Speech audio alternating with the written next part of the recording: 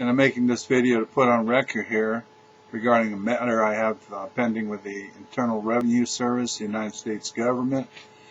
About in 1995-96, I did not file tax returns as I had no taxable income and no obligation to file these tax returns. The government had a different position, and they thought that I had taxable income, but we both agreed that I did not file tax returns. So back and forth, government correspondence, not answering my questions, actually not being responsive, just coming at me saying you owe money. They tried to hit my bank accounts.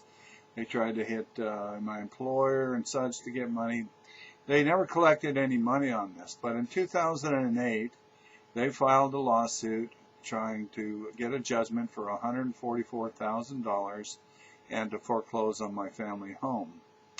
Through the process, there's something called discovery, and part of discovery is seeking answers to interrogatories. So I posed some interrogatories, and among them I asked for copies of assessments, and they were never produced, and of course the government didn't have to produce them. They used some other form to say that, yeah, they were done, but in fact don't actually produce the assessments. I also asked them to give me the code section, to provide the code section that imposed the liability on me in the first place. The government answered that the Internal Revenue Code was public record, and therefore I could go find it myself. The judge was not satisfied with that answer, so he ordered the government to answer the question further. Well, then the government came back and said, here are the code sections that relate to this matter. My original question was, which section of the Internal Revenue Code imposed the tax on me? Not, here are the code sections that relate to this matter. Anyway, through a process of summary judgment, and summary judgment is supposed to be used in legal proceedings when both sides agree on the facts. There are no material issues in dispute. And you know, it's kind of like if you got in a car accident and you said, yeah, I hit the guy from behind, and the other guy says, yeah, he hit me from behind. Those are agreed upon facts, and then the law is applied, and you know, no trial is needed. Well, in my case, I certainly did not agree on the facts. That the judge does is he rules that Benoit only had a technical disagreement on the definitions, but he agrees on the facts. I certainly didn't agree on the facts whatsoever. I didn't agree that I had taxable income, and that's the gist of the matter.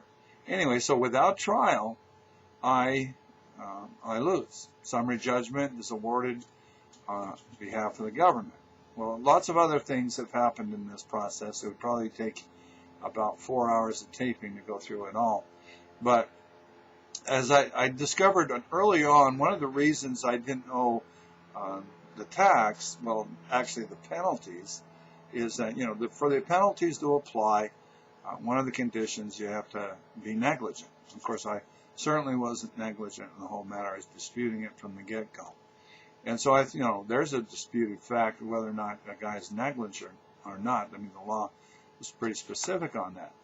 But more importantly, there's a penalty within this process that the IRS charged that is not something would be subject to some sort of interpretation. That's actually a fraudulent charge. There's a section in the Internal Revenue Code that makes it illegal well, actually I'll read it. That's the best way to cover that. Unlawful acts of revenue officers or agent. Any officer or employee of the United States acting in connection with any revenue law of the United States who is guilty of any extortion or willful oppression under color of law, or who knowingly demands other or greater sums than are allowed by law, shall be dismissed from office or discharged from employment, and upon conviction thereof shall be fined not more